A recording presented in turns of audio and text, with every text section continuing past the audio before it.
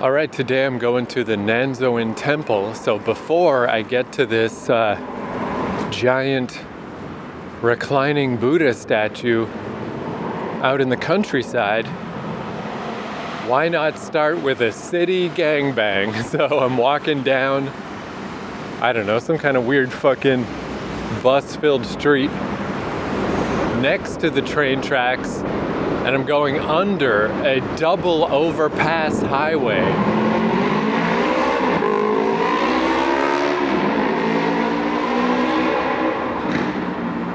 And despite all this shit going on, it's still the guy in the motorcycle who is hands down the loudest motherfucker. But yeah, this overpass is not only a big, cool, like, whoa, there's a big highway going over top of my head, but then there's another one on top of it. It's like, what the fuck? If it even is that, maybe not. I might be seeing it wrong from down here, but it looks like it's a double. So if all goes well, I should be at a nice, quiet countryside temple area before too long, so I won't record too much in the city. But basically, I didn't do quite enough research. I looked up the route of how to get to this temple, and I saw somebody say you can actually get off sooner than the temple stop and see this kind of old-timey town that's surrounding the temple. So I'm like, sweet, that sounds like a plan. But I didn't realize that when you're transferring at Hakata Station, you kind of got to do independent research just for Hakata Station, because it's fucking huge. It's like 500,000 people almost pass through there every day. It's the one that in a previous episode I bailed out because it was so crowded, it was making me uncomfortable. So I got the name of the train. There's a train near my Airbnb that goes to Hakata, and then I got the name of the train line I'm supposed to take, which is the Fukuoka Yutaka line. So I just thought, like, maybe there'll just be a sign somewhere that'll point me, because I've done this route before, but again, it was one of these cases where I was with my friend Brad and he really led the way. So I internalized the erroneous idea that I had been to this place, that I had made this journey before, but the truth was I was just following behind someone else like a little duckling. I don't know how the fuck to get there. So at Hakata, it's just very confusing, and there's all kinds of different platforms and places you can go. And I didn't want to particularly experiment, because that kind of happened to me once on the main loop in Tokyo. I somehow got all confused and ended up back at the same station that I started from. It was when I very first got to Tokyo. And I just decided to bail out of the whole thing. I was like, I don't know what the heck's going on. I'm just going to get out of here and stick to this neighborhood. But because I exited from the same station I entered, but 20, 25 minutes later or something, the machine didn't know how to charge me, so it just gave me an error. And I had to go talk to the person running the booth and just explain, like, sorry, I'm a moron, I didn't know what I was doing, And they had to manually let me exit.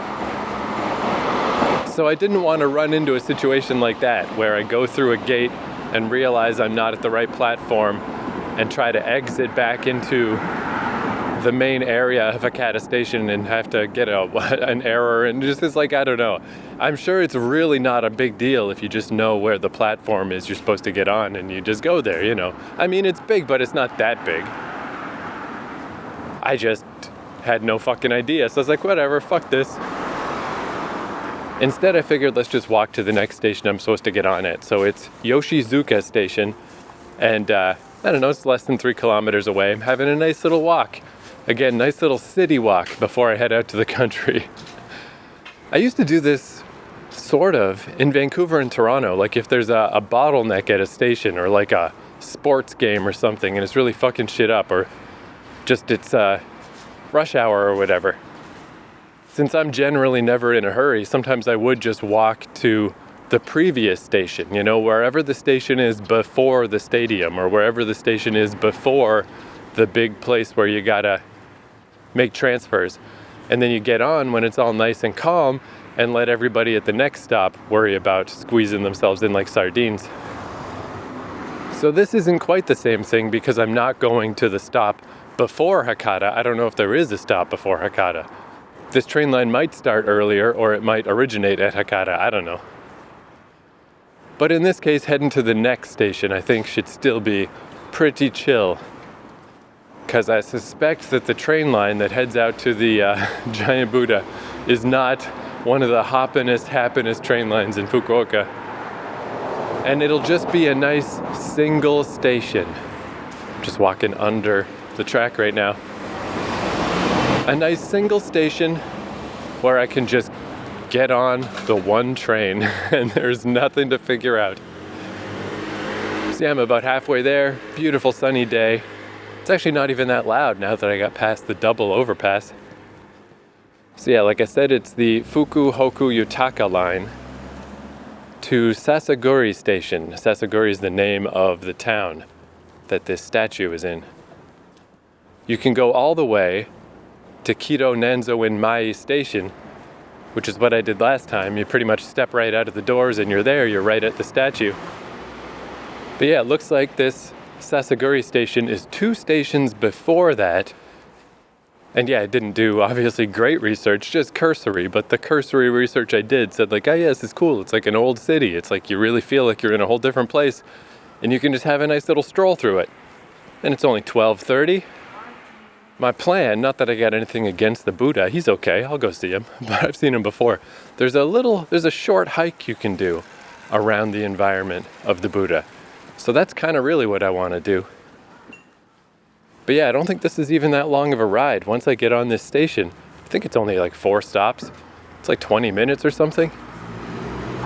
This is similar to last episode where you can go to these places that are just like, central Fukuoka. It is like big time super city, big time Japan, crazy lights, giant stores, all the crazy shit.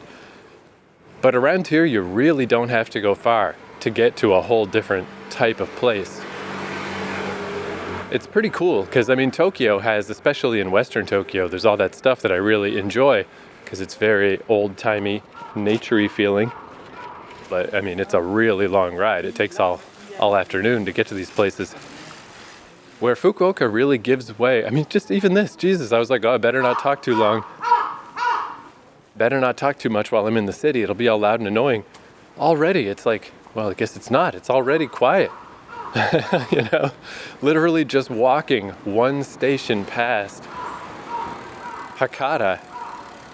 I'm like halfway there and the bustle has ended. My biggest noise problem right now is a crow, But yeah, this walk is a little awkward in the sense that there's really no sidewalks or anything. It's not really set up for pedestrians, although there's a surprising amount of other pedestrians here. But I think turn off this recorder, pay attention to what I'm doing, make sure I don't get run over by somebody, and we'll hop back in once I get on and then back off of this train.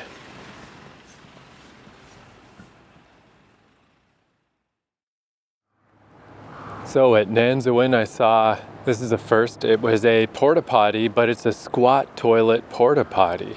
It's like, uh-oh. Thank God I don't need this fucking monster of a device. For some reason, in one of my first podcasts when I got to Japan, I really made a point of being like, I don't mind squat toilets. Everyone complains, but I'm fine with them. And it is true I'd rather have a squat toilet than nothing. But I still think it's a very good thing that one day is the only day I had to use a squat toilet, that I've avoided it this whole time.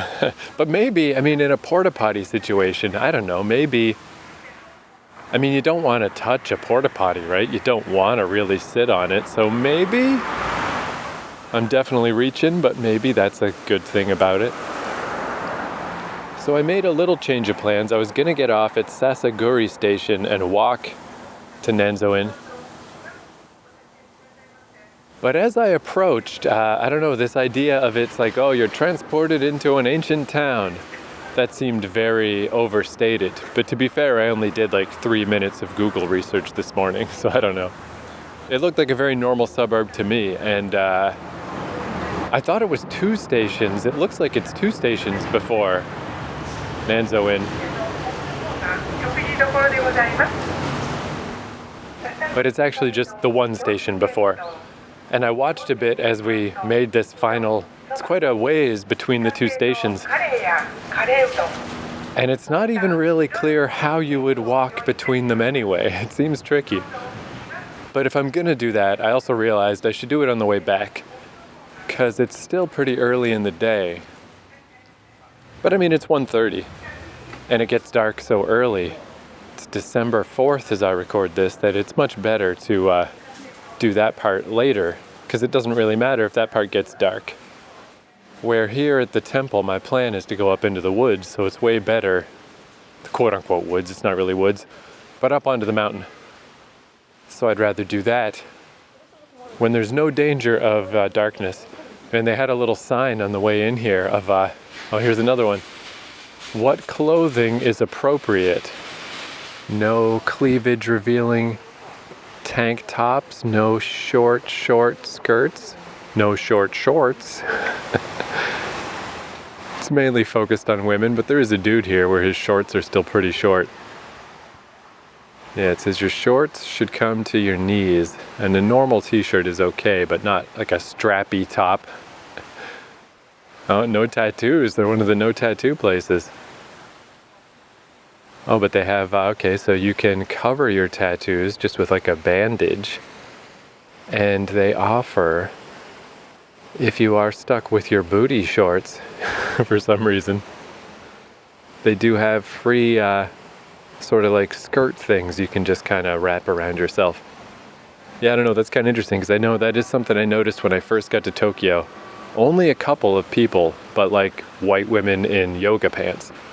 And then I just haven't really brought it up since, because no one else dresses like that. Everyone dresses so much more modestly in Japan. This is as much as I have been to a million temples and a million shrines, and I keep talking about how they don't technically mean anything to me, but they don't really technically mean much to most Japanese people either. But you still can have like slight decorum.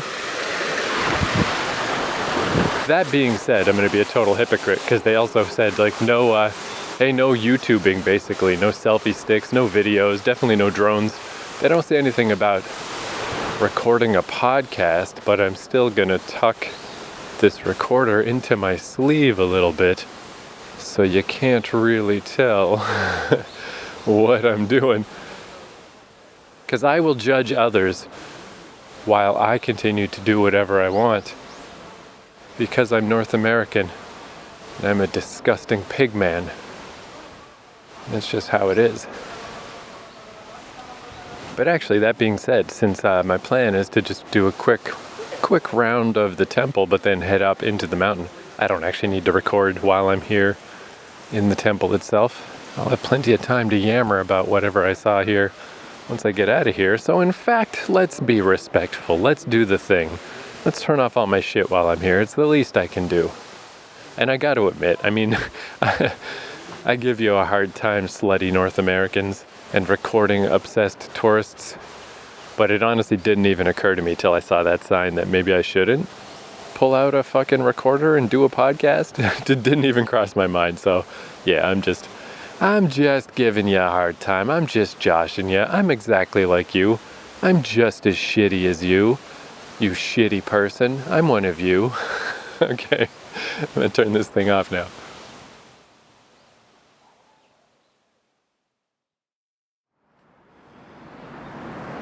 Man, there's a series of little statues here.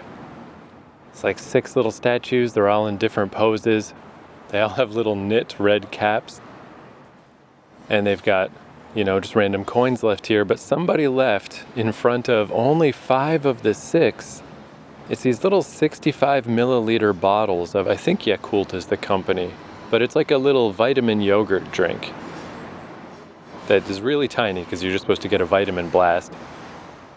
And once again, I find it hard to determine what differentiates this from garbage, these offerings, But it's also funny that it's only 5 of the 6. It's like a Korok puzzle in Breath of the Wild, where you've got to leave an apple in front of all the statues.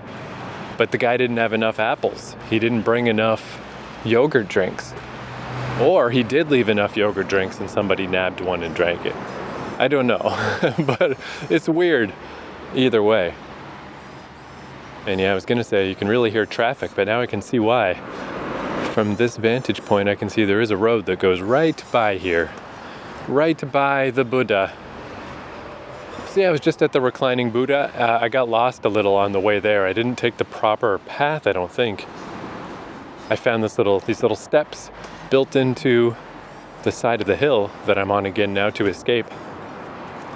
That took me most of the way there. But then I think I went in through the exit. But hey, whatever, either way. But yeah, there's a lot of those here's what you don't wear here signs, even all the way to the Buddha if you somehow made it all the way there. And lots of no photography signs on the way to the Buddha. Once you get there, it's fine. I did take one picture before I noticed of this really scary looking cool statue. And it was my sneaky stolen picture that I apparently wasn't supposed to take. But it's like, oh well, I already took that one, so whatever. But I wonder, this place, like, no one brings it up. I don't even know how I heard about it in the first place. But just out of curiosity, I looked up a quick list last night of just stuff to do in the Fukuoka area. Anything obvious that I'm missing? Not really. It seems like if I just wander around and do whatever, that'll be fine. But I had a top 20 list, and then someone else had a top 40 list. And this Nanzoin Temple is not on either list. And I mean, the top 40, by the end it was like, go see a concert. Like, that's not a fucking thing to do in Fukuoka. Get out of here. That's because you couldn't fill out 40 entries. So it's kind of weird that this never gets mentioned. And I wonder if it could be because there's such sticks in the mud.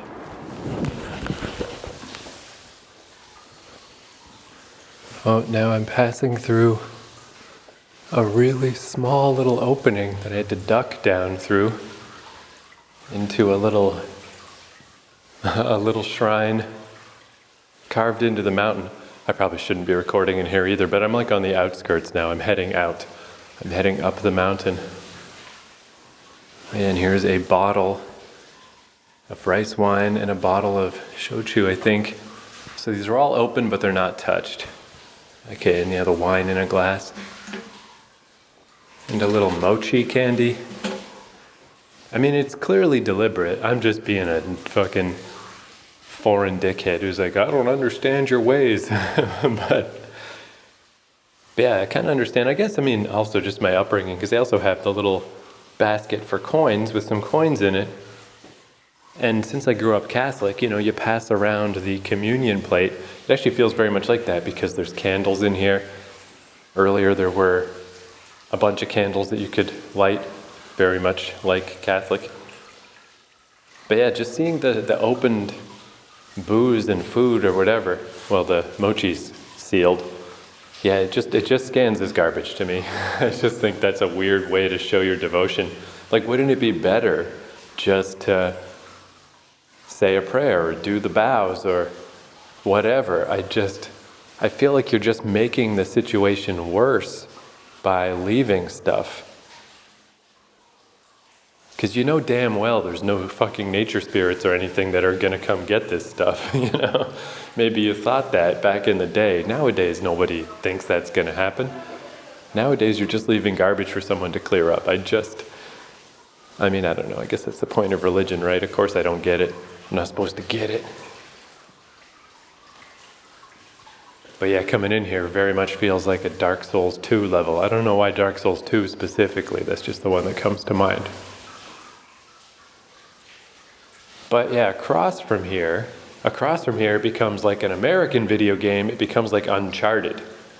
Because you go across a little bridge and then there's a tunnel carved through the rock and a steel chain you have to use to climb up. And it feels like going on a swashbuckling adventure. Let's head over there now. Duck down through the little thing. Yeah, this is really cool. It's pretty easy to find. It's right as you come into the shrine. After they hit you with the here's what to not wear, don't take pictures, the big scary demon-looking Buddha with a sword that I accidentally took a picture of. And then there's like a whole bunch of little tiny statues. There's like statues everywhere. Here, there's like a little waterfall and tons more statues. Like, even though this place, like, that's what I was gonna say before. Could it be that maybe this place is rubbing people the wrong way as far as recommending it because they have a dress code and all the no picture signs? So it's like, hey, if I'm a tourist, if I can't wear my fucking shorts and take pictures for my Instagram, then why would I come here? What's the point? It could be that maybe that's just like a deal breaker. People don't want to recommend it. But it's just weird that it's never mentioned, because it's very easy to get to. So easy on the train. It was like $4 to get here. It's not that many stops. From Hakata Station, you can get here in like half an hour, if even. And just purely for the number of statues, I'd say even like the reclining Buddha is sort of the big thing that it's known for, but all these little statues, they're really cool. It's worth it just to see them. Geez, here's another one. This guy is scary as hell. Like, what kind of side of Buddhism is this? Instead of just like the fat, contented Buddha, it's like this scary dude surrounded by flames with a sword and like fangs. One fang is down, one fang is up. Scary eyebrows. And somebody left a monoka with sweet red beans from 7-Eleven and a little pouch of rice and some lighters as well as booze. Only 5 yen in the collection. But plenty of 7-Eleven snacks.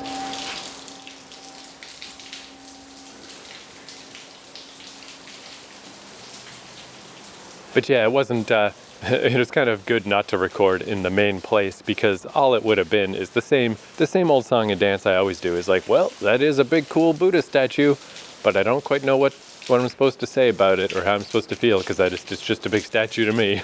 You know? I certainly didn't need to say that blasphemy in real time, but it is like, it's a really big statue, a big reclining Buddha, which I guess there's different versions of the Buddha, and the reclining Buddha is supposedly the Buddha just before passing away. To be honest, this won't surprise you at all. I don't know much about Buddha. Way more coins in these other ones. I don't know why that other one only had 5 yen. But alright, going down under the rock. See, this is very much like that that waterfall I missed, the Congo Falls in West Tokyo. I should have known, I should have thought back to this. Because yeah, you climb under the rock and then up this other rock. And yeah, here's the chain. I didn't actually need the chain, but the chain is here. I did remember the chain properly. The chain doesn't go all the way down. Let me toss it down to the next person. There you go. And yeah, I remember I felt really cool when I found this last time, because it's not extremely obvious that you can go under this rock and up through here. This is, again, the opposite of the falls, where I completely missed the hole in the rock. Here I actually found it. I was like, wow, I found a secret way to go. And this was mainly where I was intending to go, why I wanted to come back here. Oh, that's disappointing. There's an old lady walking down some steps to the side of me, and I'm like, oh, those steps go down there and down to where I started, and they come right up and connect, and there's some other people here. You absolutely do not need to climb under the rock and through the hole and climb up the chain. There's just steps that take you right to the same spot.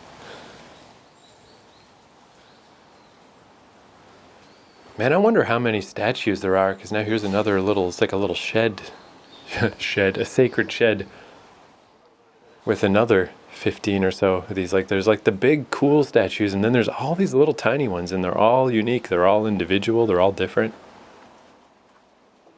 This place is definitely worth coming to. It is cool. But yeah, the Buddha itself wouldn't have been enough to draw me back, because yeah, just to finish being a big dunderhead on that front. Basically, what I know of this statue is it's like I don't know, I guess it's, because we're also in that world where you want to be the X of Y, right? Like the biggest this, the oldest that. This Buddha statue, I believe, was made in 1994, so it's not especially old. It's not the biggest reclining Buddha. Apparently there's a bigger one somewhere in Japan. It's not the biggest Buddha statue made of brass, but it is the biggest brass Buddha statue that is also reclining. So, I mean, I don't know. It sort of is just a thing. But it is really big and it's kind of cool. And it's just like, all right, there it is, cool. But since I'd already been here before, I already, I soaked it in. I got to pretend that it meant something to me. I already did that. So this time, I mean, I don't know, I stared at it for 5 minutes, but it's just like, yeah, it's just a statue. I don't know, I can't pretend that it has any spiritual meaning to me. It's just a big statue. It's kind of cool in that sense. What does have spiritual meaning to me, what I dig, what stuck in my mind, is where I am right now. So once you go up the hill a little ways, to the edge of where the statues are, all the little statues, there's a little path, slightly hidden, but it keeps going up. That's what I'm at now, and I'm going up the mountain, and there's bamboo trees everywhere. So I found this, and even though the plan in 2019 was just to come see the Buddha and then head out, when I saw this path up into the mountains, I'm like, well, I just can't stop. I have to see what's up there.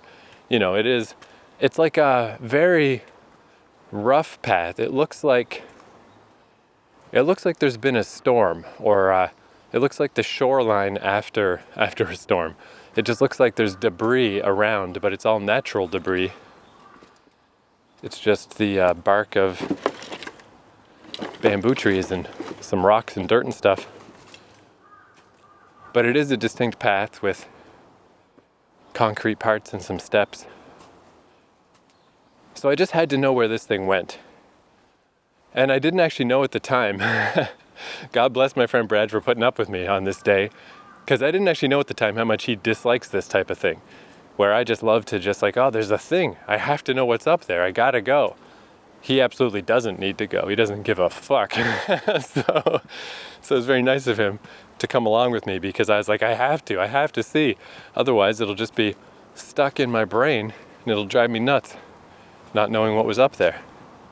So spoiler alert for what's up here. As you go up through this mountain and it's all beautiful and pretty. And then you get to a road, just like a mountain road. Because even though this area is pretty nice, I mean, I can still hear traffic from here. It is still also very, I think just maybe because there's like a huge mountain on either side here. So this is the only place where traffic can pass through, is down in that valley near where the temple is.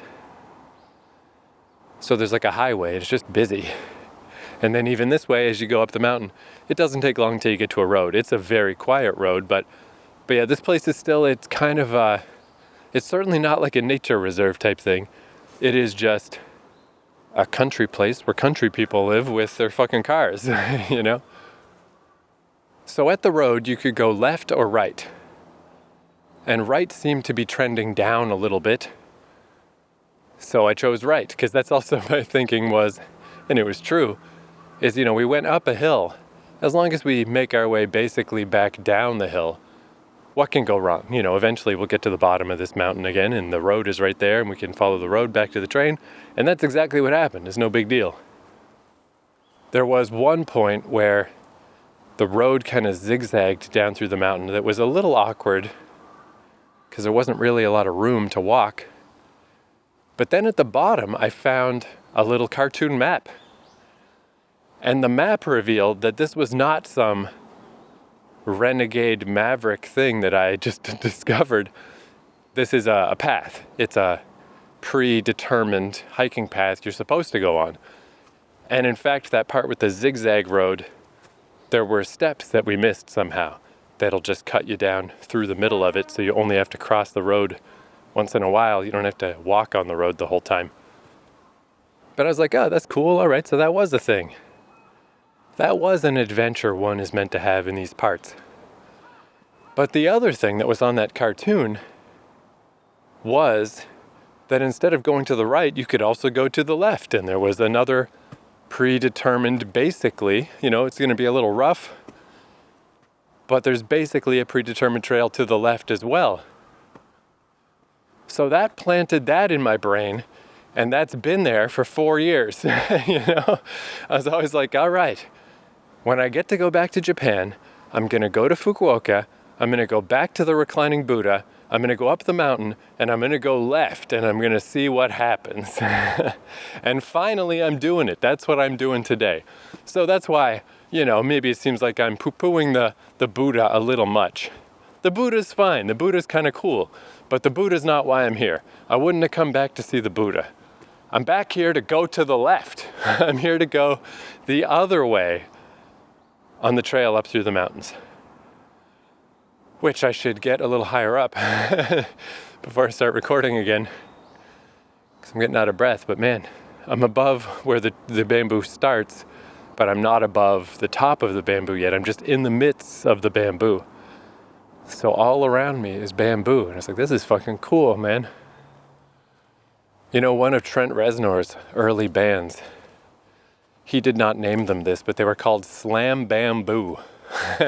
That is a shitty name for a band, and they were a shitty band. 9 Inch Nails, that's a name that stands up to the test of time. That's a name with a cool abbreviation. That's a name that doesn't really mean anything, but just sounds cool. Slam Bamboo. That name fucking sucks. Did you ever hear that? It's like a test for your band name. Just imagine you're playing Wembley Stadium, and it's a giant crowd, and your band gets introduced. Ladies and gentlemen, the #1 selling act in all of the world. You know them, you love them, Slam Bamboo! Can you imagine anyone saying that? Or like Toad the Wet Sprocket? I know it's a fucking Monty Python reference, but that's a fucking terrible name for a band. Or there's this British band, they're kind of good, but they're called Eskimo Joe. That's not a good name. Or Radiohead.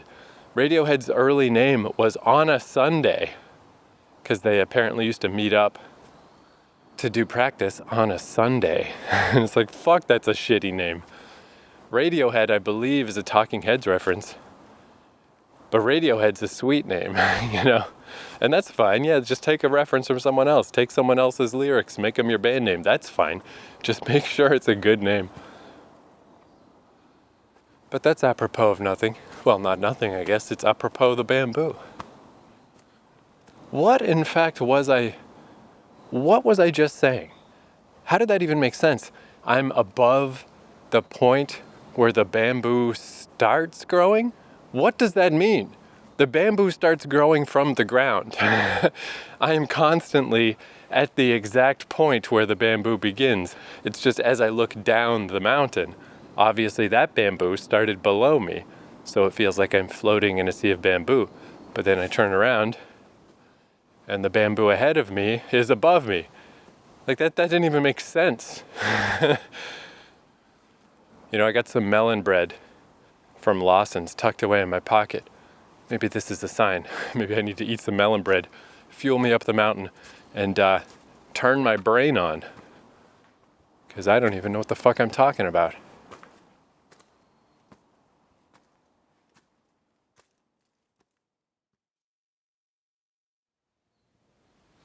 All right, I made it to the top. Not that far of a walk. It's not actually that high up till you get to the road. And there's another this is where, again, I think I've just confused myself, where, I was trying to internalize the idea that it's a Shinto shrine and a Buddhist temple, but this is just like a small little room. Kind of like that one I found near my old Airbnb, but this one's bigger with more stuff in it. And it's got different Buddha statues and stuff hanging up on the walls and pictures, and of course a lot of writing that I cannot read. But you wouldn't call this a temple, right? It's like very small. Wouldn't this be a shrine as well? Like just purely due to the size? A Buddhist shrine? Surely that's correct, right? Like temples are like a temple, they're big. I think it can be a shrine even if it's with Buddha. I don't know, again, my attempts to understand are so pathetic. I just can't seem to internalize this stuff at all. But it's a very cool little place.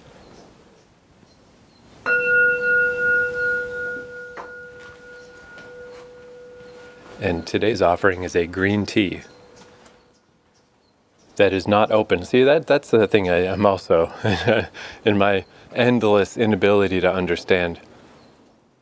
Isn't it better not to open these things? Like, I don't know, as far as like a big place like the Nanzoin that's full of staff and stuff, I don't know how it would work. But up here, here's just like a nice little house. There's a few little houses up here. Definitely people live up here. So if somebody's looking after this shrine, I mean, at least then, okay, so, they've got to take custody. What's the word? They're the shepherds of these offerings. So it's like, oh, okay, well, a green tea, even if it's like a little strange, if the original intent was for the offerings to appease spirits and stuff, although I feel like that's more of a Shinto thing. I don't know how it relates to Buddhism. But if the current thing is, so you got locals that are looking after this particular shrine, so they get to have stuff. They get to have a green tea. Like, why not? So isn't it better to not open it? If you open it, it's just like ruined. I don't know. I understand nothing. I definitely can see though why when I got up here last time with Brad, why we went to the right. Because yeah, it's like this country mountain road with a guardrail, because there were some parts that are pretty steep as you go down it. But the actual road itself, pretty gradual, not a big deal. I remember there was like a cool, like an auto parts, I don't know, something like a garage almost, but it was semi-abandoned and it wasn't like modern, it was old. And there was like a weird owl statue. I remember that being a pretty nice walk, but yeah, it very clearly goes downward though. So that's where I can see like, oh yeah, okay, let's go to the right. It's heading down. It inevitably will probably reconnect to the road that heads back to the station, and that is what it does. So you can't go wrong heading to the right. But today's adventure, 4 years in the making, head to the left. I don't think I would have done this just out of pure, hard-headed desire to know what's to the left. It's just because the little map that I saw definitely had an alternate route to the left. So at some point, it's funny that the said map was at the end of the trail. It's not up here anywhere, It's like once you get to the end of it, I guess you could start from the bottom as an alternate way to get to Nanzoin. Like you would start down there and head upward and then back down to the reclining Buddha. But I feel like this path I took is the more likely one. You're probably going to get off at the train, end up at the Buddha, find this path, head up, and then again, I mean, sure, you're kind of cast adrift, but it's just not that big a deal. It's just a road a little ways up in the woods, a little ways up in the mountain. You don't really have other options once you're on this road. You just follow the road till you get to the bottom. At least that's what happens when you go to the right. I presume that's what happens when you go to the left here too. But yeah, seeing that map and having a little, what is the word? Like I was given extra confidence. That's not the word, but that'll do. Given a little extra assurance that there is something here and that this is not just a random thing to do. This is an okay thing to do. This is a thing, it is semi-expected a person could do. There will be some kind of a route back down for me at some point. And actually, I just realized too, because when you head to the right, it kind of takes you further on, a little ways past the station, and we had to sort of circle back and walk back to the station a little. But this one is taking me in the direction of the previous station, Sasaguri Station. So yeah, whenever I eventually get down off this mountain, get down off the dang mountain.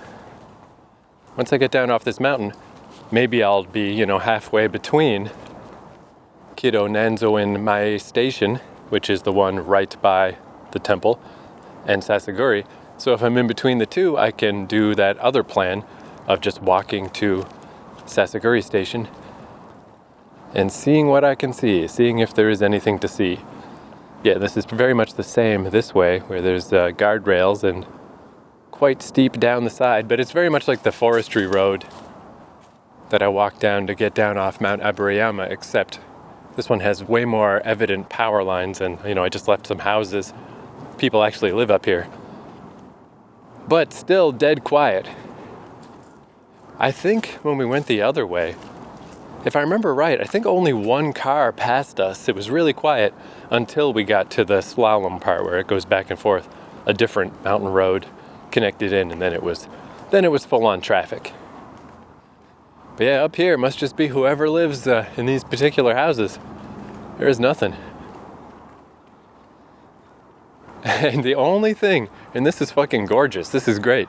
The only thing is I can still hear that traffic down there, but once I put away this recorder, I'm just gonna pop my little headphones in and listen at a very quiet volume to make sure I hear any cars that are coming. But man, there's this Linkin Park cover band called Hybrid Theory. They're really fucking good.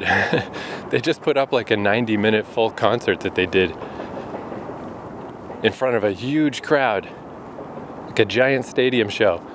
And they put it on YouTube, so I just converted it to MP3 and I've been listening to it. And man, they're just really good. It's just like, it truly does feel like a tribute to Linkin Park.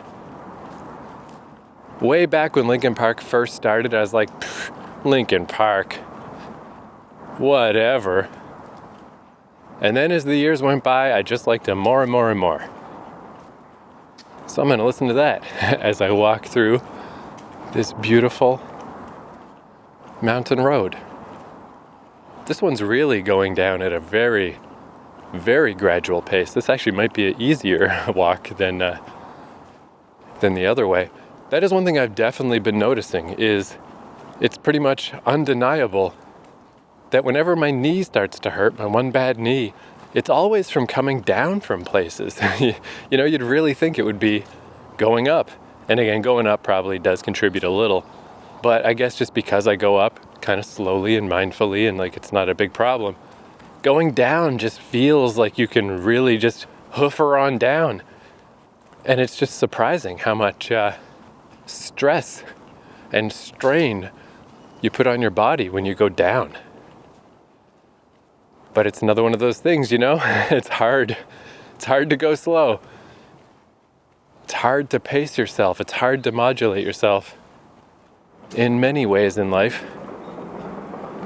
And that's one of them. It seems so easy to walk down a hill. It's like there's nothing to it, but you really got to be mindful not to go too fast, not to rattle your fucking skeleton too much. I was thinking too, I think that's why I kind of have a little trouble with places like that temple and with the big reclining Buddha and stuff. It's because I just don't like stopping. I just don't like it. I like to be going. I like to be moving. I mean, even though this is sort of nothing, it's just the mountain road, although it's become bamboo again. Man, this is cool just to see this much bamboo. Bamboo is like a little bit rare in Japan. You don't really see it all that often. This is the most I've ever seen for sure. There's tons of bamboo here. But yeah, I like this better, even though it's visually just a mountain road and some power lines and some bamboo, and that's it. But I like it better because I'm walking through it. I'm moving through it. So like that temple, I mean, it was cool to pass through. It's cool to see the Buddha and walk by. It's cool to see all the little statues and keep going. But I guess maybe that's why those places don't sink in as much in my mind, is because I don't want to stop. I don't want to stop and contemplate. I want to be moving. I want to keep on moving. Walking meditation. And as such, I just pass by so quickly. Whereas when you walk through a forest or up a mountain or just down a path or wherever, even just through a city, then it can really sink in, because you can walk and walk and walk and walk, I gotta be moving. I gotta keep moving. I just don't like stopping. I don't want to stop. I'll stop when I'm fucking dead. Here's some steps leading up and a house. Should I go up the steps? I mean, I gotta go up a little bit, right? See what's up there. What is this? Oh, maybe it's nothing. Maybe it's just another little temple. But all right, let's go up and just see. Let's see what offerings have been left here. Oh, you know what this could be? Apparently there are these pilgrimages because Norihiko from Chiba said he did one that spanned 4 different islands, like Okinawa and 3 other islands. And I think he said it was 88 temples. But I saw when I was doing my quick 3 minutes of research that there's one of those here as well that I think is also 88. So I don't know if that's a common thing. Because here I did see a sign pointing back the way I came.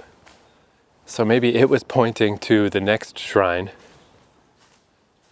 Yeah, maybe I'm on that route. Maybe this area's 88 shrine journey. Because yeah, the guy said, it was just some webpage. He said it would take to do the whole 88 stops. It's like multiple days. I think it was like 3 days or something. But he mentioned like, I'm not much of a temple guy, so I don't really care. And it actually made me feel a little better to just see him say it so plainly. I'm not a temple guy. Like, I know that these things don't have religious significance in the same heavy way that like our Catholic churches are supposed to or whatever. Presumably they did have more weight in the past, but I guess again, just because I grew up with the Catholic guilt, I mean, none of that stuff means anything to me either. But it's so drilled into me that it was supposed to mean something, that it was some failing, that it never did mean anything, and I never did my confirmation, and I left, quote unquote, left the faith, even though I was only in it because I was a kid with no choice. But I guess that's it. I just keep feeling like I'm supposed to have more reverence for these things. So it's kind of nice to see someone else just say like, whatever, that's not my thing. I'm not into it. Because that makes more sense to me. It's like collecting toy cars or being into sports. I don't know, like you're a shrine guy, you're a temple guy. That's cool. Go ahead, be that guy. It's okay that I'm not that guy. But man, that freaking Catholicism got in me some deep, boys. Because I'm just like, aren't I supposed to feel guilty? Surely I'm supposed to always feel guilty about all things. But yeah, that must be what's going on. That's what this is. Anyway, here's they're not, the lighters weren't an offering. I'm so dumb. Because there's a lighter here too, but there's all the incense sticks and the candles. The lighter's there to light stuff. That's utilitarian. That's an actual good thing to leave. What do we got here? Oatmeal mini bites. And 1 cup mini, I don't know if is it sake? Yeah, it's sake. Got to be careful picking this up because I got booze on myself before, but I think this one's closed. Sealed up. So anyway, gonna listen to some Portuguese hybrid theory Linkin Park tribute act and keep on walking down the road.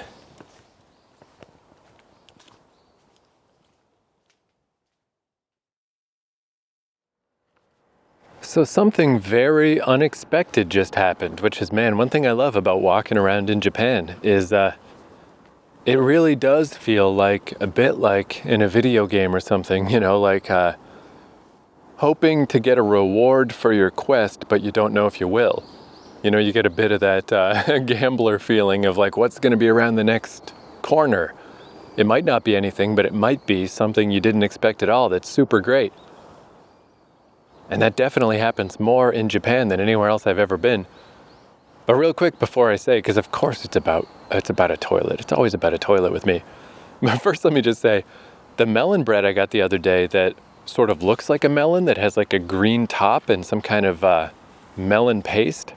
I don't know what store I got that from, but I haven't been able to find it again. And it's my favorite because it actually kind of tastes like melon. But the stuff I got today, it was melon pan bread with salty butter, I think it was called, from Lawson's.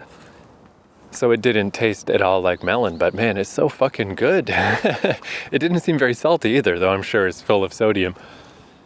But yeah, that stuff was delicious. But the reason I bring that up is walking down this street, for some reason, I'm really nowhere. I can barely even hear the traffic from here. I still have not seen a single person, not a single car has gone by. I'm just nowhere. And a big bathroom appeared at the side of the road, like a big, fairly large, very nice bathroom facility. And I was like, holy crap, I didn't expect that. There's this little hill behind it that I'm going up. Maybe there's a view or something. I don't know what at all the significance of this place is, why this would be here. But I thought, I've been cramming my face full of melon bread, and I bought some more big-sized Crunky. They only had the strawberry ones this time, but they're also pretty good. Basically, I was thinking, presumably, this is a squat toilet. There's so many squat toilets in Fukuoka, and I'm kind of really in the middle of nowhere. But especially that I haven't seen anyone, like that even a car hasn't driven by. I was like, maybe it's ironic that I was just talking about how I've avoided squat toilets, because if there's ever a time, I'm certainly not going to be holding anybody up. No one else is around. Maybe I'll finally just partake of a nice squat toilet today.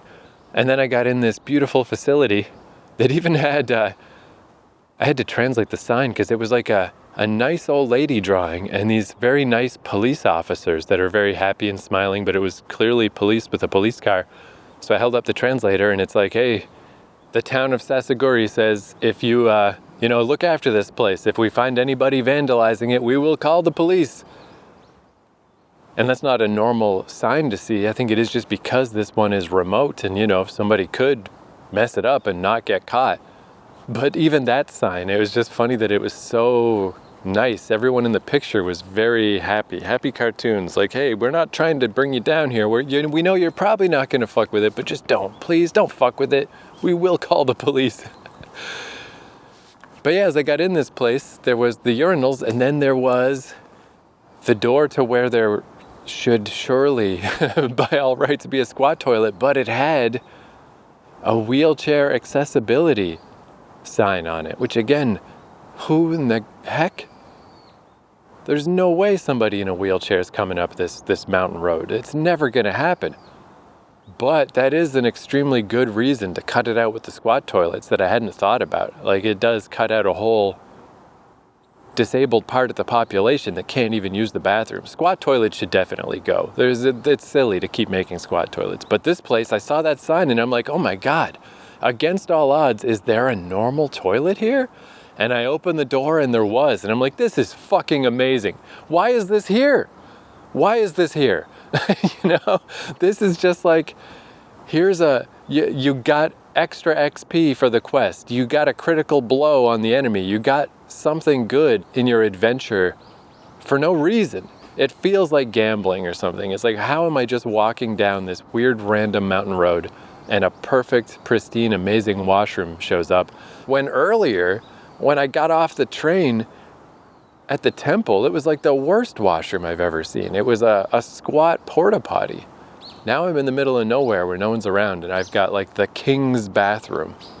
It's fucking so weird. So I have to presume, because from the direction I came, it just doesn't make any sense. There must be something coming up that will put this into context, There must be something around the next corner. Like, I must be closer to civilization than I think, or closer to something. Although, yeah, now that I'm up here, oh, that's pretty good. Maybe it is just this. There is a view up here. There's a wooden bench, but the legs of the bench are designed to look like sneakers. And yeah, the view, I mean, I guess that's Fukuoka. I can just see the highway cutting through the mountains and then a city in the distance. And of course, I haven't really been on the train that long. And then behind it is water, and behind that more mountains. I'm trying to remember, just from a map perspective, where am I? I think I'm northeast of the city. Not even really north, just east of Fukuoka. So it's kind of hazy You know, I'm looking at the city from very far away, so I can't really make out any landmarks. Not that there's a ton of landmarks, but I'm trying to figure out, like, where would... I mean, the Fukuoka Tower and the Peipei Dome are always the ones, but I think they're possibly behind the mountain to my right. So it's just kind of a nondescript Fukuoka. It's just, there it is. The city looks small from here. Anyway, this is definitely worth it. Holy shit.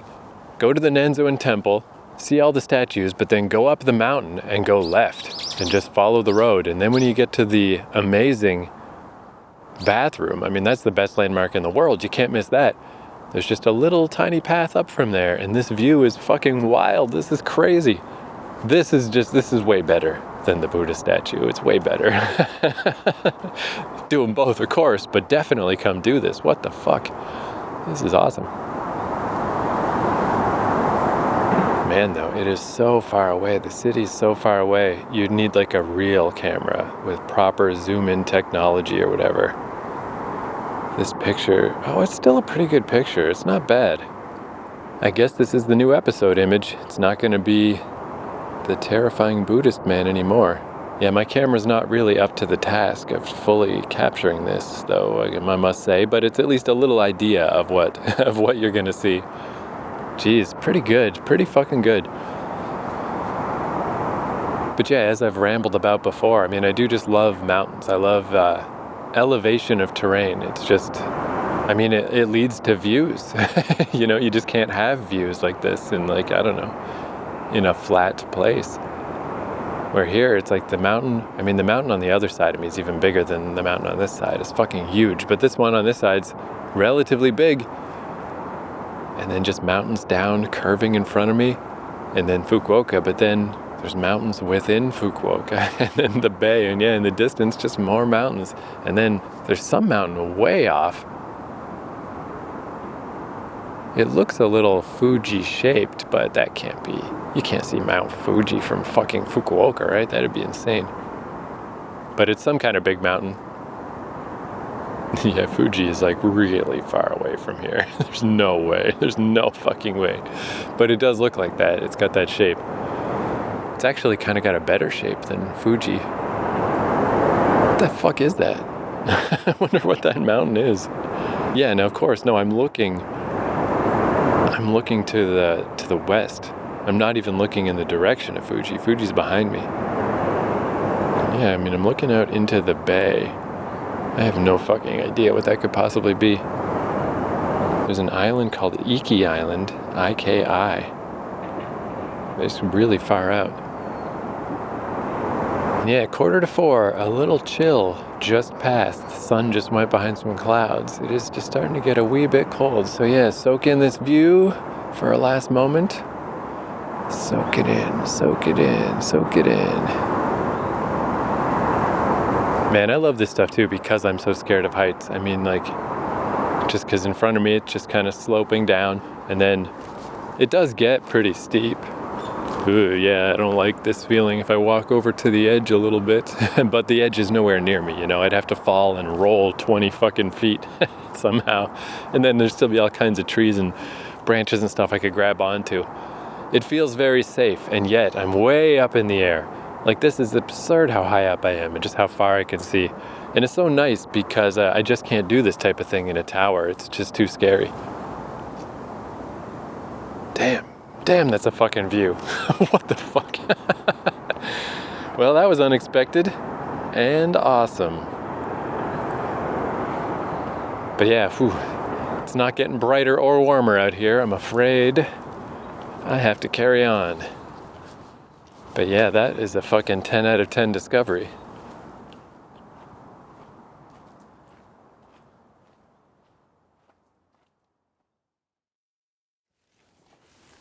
All right, one last little mini adventure.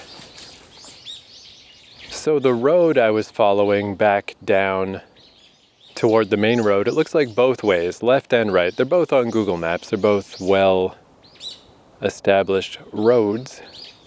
So yeah, on the left one, for example, so I started at Nanzoin, and there's Kura Yakushida Sasaguri Shikoku Shrine was apparently one of the shrines that I passed.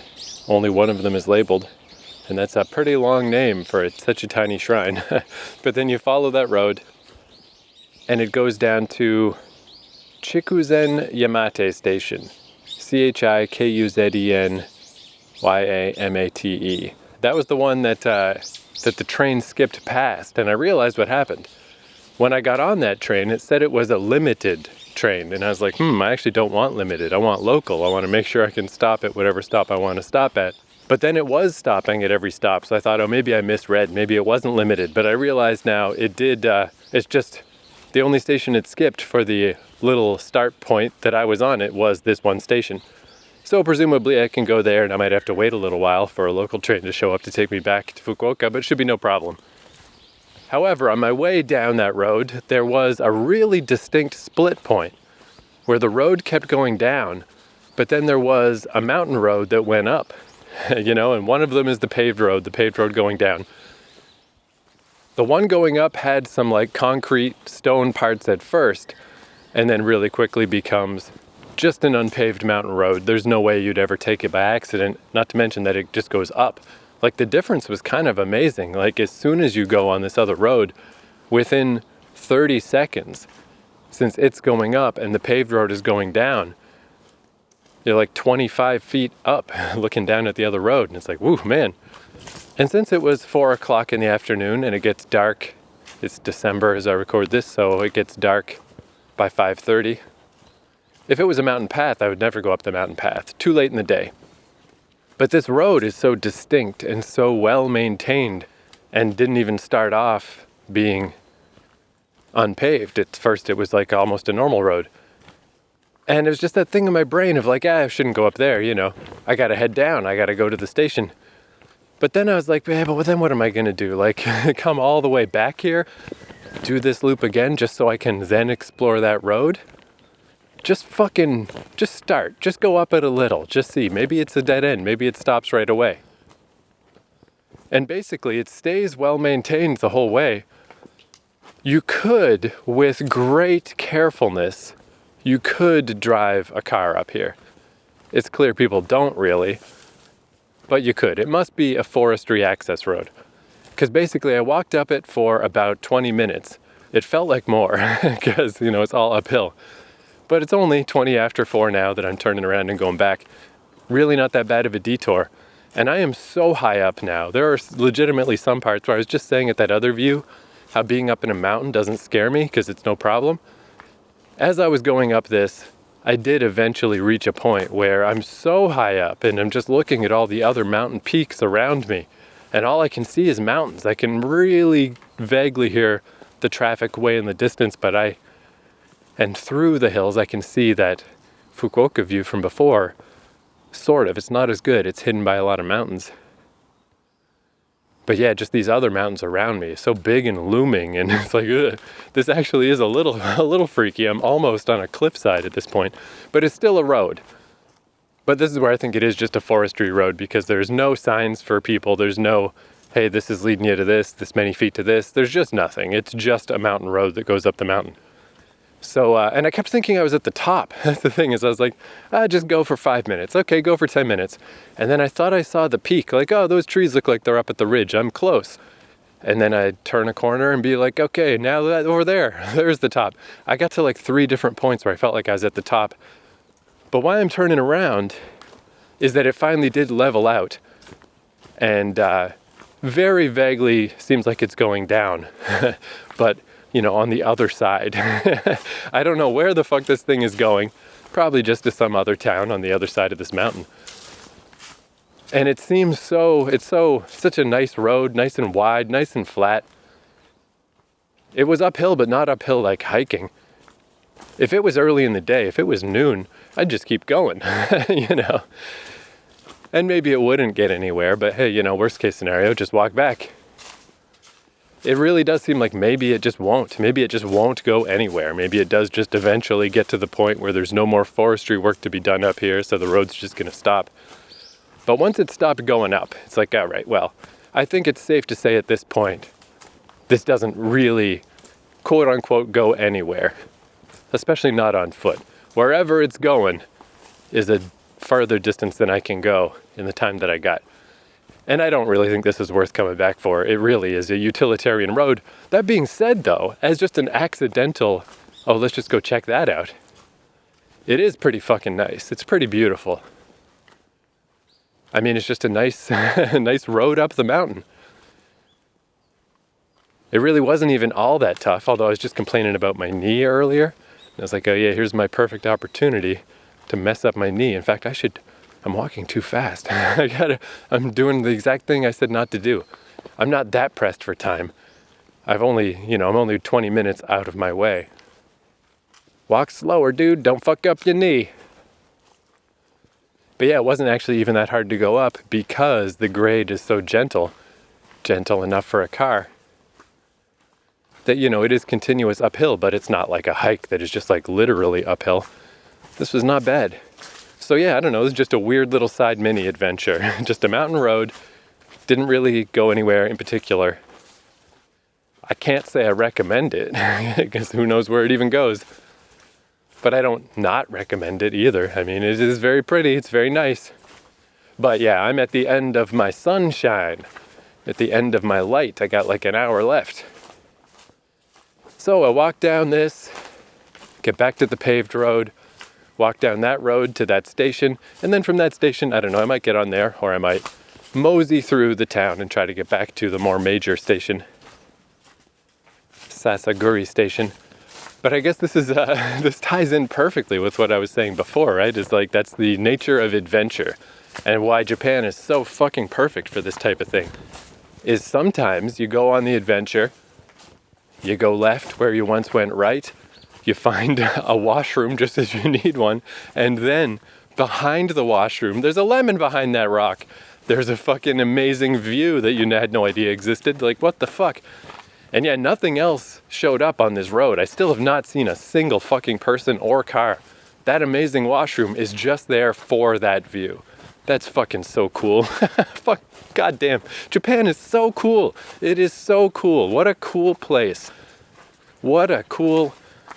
Again, I don't know, I gotta like make those delineations of like, I don't know about Japanese society and culture, maybe it's not that cool, but just the place, what a cool place, the way it's all set up, the way it's laid out, the natural amazingness of all these mountains, but then what they've done with it, the way everything is accessible, and just, it's fucking, god damn it, man, what the fuck, what a cool goddamn country, it is so fucking awesome. Man, this walk down the mountain is actually really nice. Slow down again though, I'm walking too fast. Don't fuck up your knee. Man, this is nice. Yeah, now that I'm not having to walk uphill, it's even nicer. This is actually pretty great. But again, so what I was saying is, yeah, sometimes the slot machine pays off. Ding, ding, ding, you find the amazing view. You find the place that like you could bring someone to. You could be like, let me show you this shit. We can take the train, we can go to this fucking big Buddha. But just hold on. Now we go up the hill, we hang a left. Now look at this view. You get the bonus thing. You don't just get the Buddha that everybody sees, you get the cool bonus thing. I love finding stuff like that. Then sometimes there's stuff like this. Nothing wrong with it. It's a perfectly cromulent, beautiful mountain road, but it just doesn't go anywhere. It didn't pay off. That's actually a feeling I was getting as I was getting near the top. And it was getting especially eerie. The cliff sides were especially steep, and the views were especially vertiginous. I was thinking, like in a video game, there would have to be something up here. This would be like an orc fucking lair. This would be an orc fortress with, spiked fucking logs making walls with fucking skulls on them and big torches lit. And it's like, I don't think you want to approach this from the front. Maybe go around it, go up into the mountains, figure out a way to dump some boulders on these fucks or something. Like, there would be something there. But this is not a video game. This is just reality. So you can't get paid off every time. Sometimes you get to the top, you turn that one more corner until you realize, okay, we're not even going up anymore. Now we're just turning corners and going down. There was nothing here. but still very cool. So presumably that's the last adventure for the day. So I think we can wrap up there. Just gonna head back to the station and back into Fukuoka. Yet another A+ day. I felt like I was maybe being a little extra grumpy when I first got to the reclining Buddha. I don't know, maybe I was just in a bit of a mood. Maybe I just hadn't woken up all the way yet. I don't know. Maybe I just hadn't walked uphill enough to shock my system. Oh yeah, this is eerie too. I felt this when I walked by the first time. It's like a big dam, I guess. Like most of this is just natural, just a big forest. But there's a big concrete wall here with a little divot, a 5-foot wide divot in the middle. And it's stained a bit, like where obviously water has run down this. So, I mean, I guess it's not really a dam. I don't really know what it is or how it got built or what it's for. I mean, maybe it is a bit of a dam. Maybe it does just kind of funnel water when it rains into a narrower spout so it doesn't erode as much or something. Yeah, and then there's a little pool, a little concrete hole here with a pipe at the bottom just in front of me. So yeah, I guess that is literally what this is. It's just like a little spout. So when water is rushing down the mountain, it'll come out in a narrower flow and flow right into this thing and into this fucking pipe. And then I guess not wash out the road. I think I discovered what that is. But there's something eerie about it walking by because it's fucking huge. This great big concrete wall. And it's just to see something so big and man-made in the middle of the mountain is weird. And then just imagining the water rushing down. I've still never really been in Japan in bad weather. I had that crazy wind in Chiba. And in 2019 I had some huge like rainfalls, but no storms. It must be fucking crazy here when that shit happens.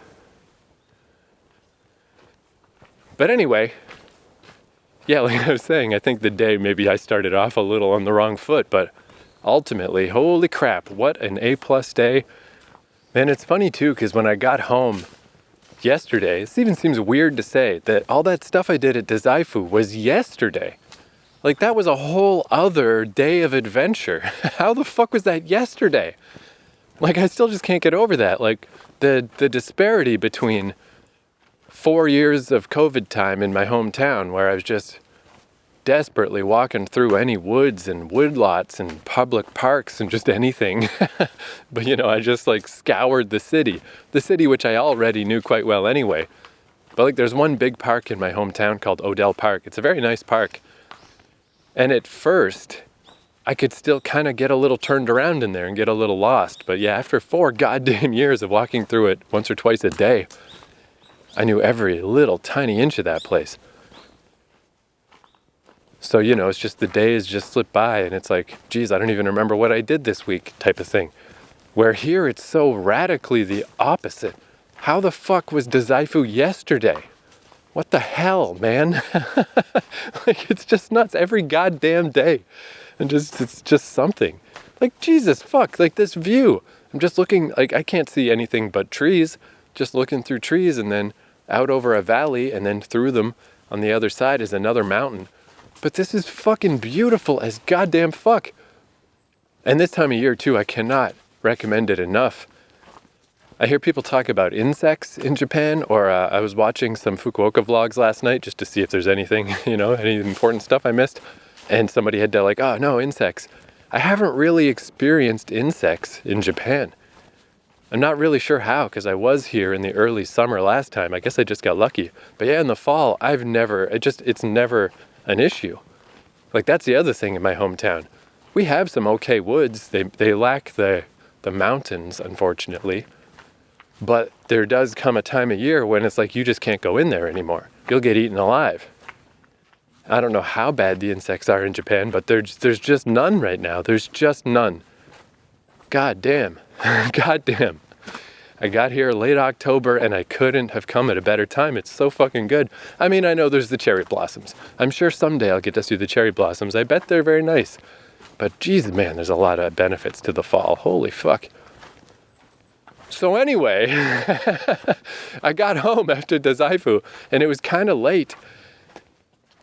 And I was feeling that squeeze a little bit of like, geez, I should really hit the hay just to get some basic stuff done, edit a little podcast and catch up on some YouTube videos and stuff. And next thing I know, it was 1 a.m. Maybe that's why I was a little grumpy earlier today too, as I was awake a little too long last night. But I kind of had that feeling of like, geez, just got to get up tomorrow and go on another adventure? Where's the me time? Where's the time to just chillax? That's how I felt last night. But as soon as I woke up this morning, it's like I don't feel that at all. It would feel crazy to stay at home. The sun's shining outside. It's fucking Japan. Instead, I was like, well, let's go see the Buddha. Let's go walk through the mountains. Let's go fucking discover stuff. Man. Because I might feel that same way when I get home today. By the time I get back to the train and take all the journeys back and yada yada, again, it's not that far. But, all this stuff adds up, every little train journey and transfer and blah, blah, blah, blah. Maybe it's just the darkness, too. I guess that's probably the difference. When I get home, it feels so dark. You're just enveloped by the dark. And it's like, whoa. You feel the opposite of wanting to go out and adventure. It's like, there's demons out there. There's scary wolves. I don't know what's out there. Your primal feelings come back of like, don't go out there. That shit's terrifying. Then you wake up the next day and it's sunny, and that additional little push of like, yep, it's sunny now, but you've only got the afternoon and then it's going to be dark. And yeah, it's just like, man, total 180. I just want to get out there. Okay, now I'm off the unpaved part. And yeah, I can see the real road below me. Still deserted as ever. I still can't believe I didn't see a single car go by. So yeah, that's another benefit. Definitely the left is better because it's got that awesome view. But yeah, to the right, we eventually careened into a real traffic flow situation that we had to maneuver through. Not this way. This one is perfect. There's fucking nothing here. But all right, back on the real road, heading down to the station. Then I imagine you could probably also supercharge your Japan trips if you were somewhat familiar with the language, or you were just more brave than me, and now you could go into town and go hit up a crazy restaurant or something. But I'm more than happy enough just to go to the old convenience store. It always tastes extra good after going on an adventure. It's one thing I've noticed though. I mean, traveling's obviously not cheap. And setting up the initial flights and all the Airbnbs, that hurt. That's a kick in the pocketbook. But since I had to set all that up early, and then you just kind of, you just absorb that you did that and you just accept it. And it's like, okay, in 2 months, all that stuff will pay off, all that money I spent. But now that I'm here, since I don't do stuff, I don't go places. I'm not getting bullet train tickets, and I'm not paying for Tokyo Disneyland passes, and I'm not going to fancy restaurants, and I'm not going to see shows. I'm not doing anything. I'm just walking around and going to convenience stores. It hasn't been that bad, Besides the occasional train ticket, it's really just food. Convenience store food is pretty much all that I spend money on while I'm here. And I mean, man's got to eat. So yeah, it'd be nice if the flight was cheaper, and it'd be nice if the Airbnbs were a little less. But ultimately, man, there's a lot to be said, I think, for a nothing vacation. A vacation where you just walk around and look at stuff. Because it's just costs nothing. Buy some onigiri, get a coffee out of a machine, biggity boom. You're set. You're set for the day. Oh, I'm walking too fast again. I just felt it there a little bit. A little twinge in my knee. That's still there's been so many counterintuitive things about travel in general and this trip in specific, and just weird little lessons I'm learning or things that don't seem obvious. But yeah, there's no question that going downhill is harder on my knee than going uphill. I would not have guessed that. That is not where I would have put my money, but that's definitely true. All right, I'm going to sign off, and I'm going to do some walking meditation I'm gonna mindfully walk slowly down this fucking hill.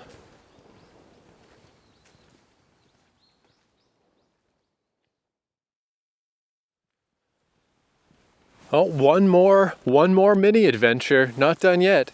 Still going down the mountain. Not at the station yet. And man, there's another, it must be, man, I kind of wonder what it looks like. I want to see what this place looks like during flood times. It must be crazy, because I must just be further down the mountain from the big dam I saw earlier, where this bit, it's like a big green thing, but it's like a grate kind of, but it's made of big thick green tubes.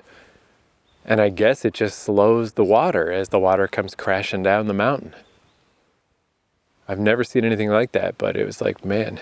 And there's a house right below it. So it's like, I hope it fucking works or you're in trouble, my friend. But I got to another one of the little mini temples, the 88 tiny temples. There's 2 of them here. I presume they only count as 1. But I was like, all right, I had to kind of go around a barricade to go over to them. But I was like, now I'm curious about what people have left. Oh, there's another one actually to my right. Well, let's go up. Let's see what people have left. Because somebody left a bottle of honey and lemon drink that was half empty and was poured into a cup. And in the cup it didn't look like a bee, it's like a wasp, something in that family, but it's like the thin, sleek one. Maybe it's a bad thing that I saved this. I don't know. Don't people hate wasps? I don't know. I know there's one that doesn't pollinate anything and is a pain in the ass. I don't know if this was what that was. No particular offerings at this one. But yeah, I looked in the cup and there was this wasp inside, and I only noticed after that the drink was honey and lemon. Seems appropriate. Must have wanted the sweet, sweet honey. But then it started moving. And I was like, whoa, this thing isn't just in there floating. Like, it just flew in there. It's still alive. So I poured the cup out onto the stone. And now this will be my... if instead of St. Peter at the gates, if I get judged by the Buddha, this will be the quandary. Like, you desecrated my temple. You poured out the offering. And it's like, yeah, well, I did it to save an insect. You would save an insect over the sanctity of the Buddha? And I'd be like, fuck yes, I would. Fuck you, Buddha. And then I fight the Buddha. But anyway, yeah, I poured this thing out. And the thing was crawling. Like, it hadn't been in there very long. It was just wet. But it was very much alive. So I watched it crawl.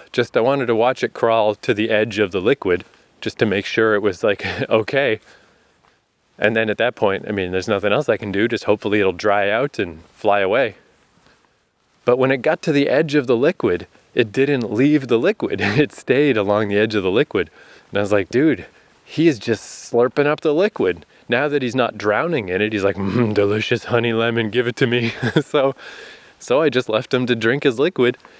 And hopefully he dries out and he's okay. And if he's not, who the fuck cares? It's a goddamn wasp. It's a stupid fucking bug. Who cares? But but technically I saved him. I saved a little bug. Just weird timing. Just weird that I happened to go around the barrier and walk over there and that I saw him just in time.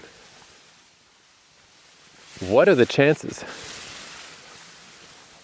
Because I just had seen my first car go by just before that, and I just passed my first human, just passed a lady raking up her front yard. For all intents and purposes, there's nobody around here. Nobody was coming to save you, waspy boy.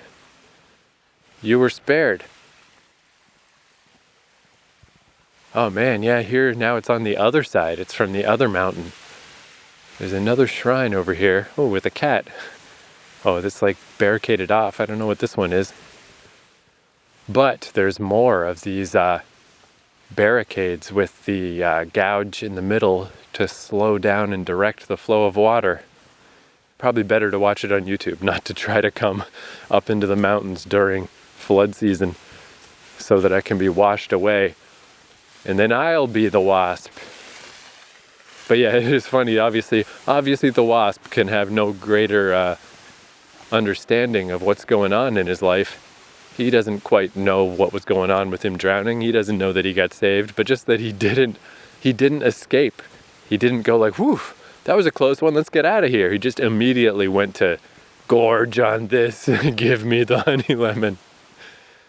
Awesome. Anyway, there we go. Surely that's the final adventure of the day.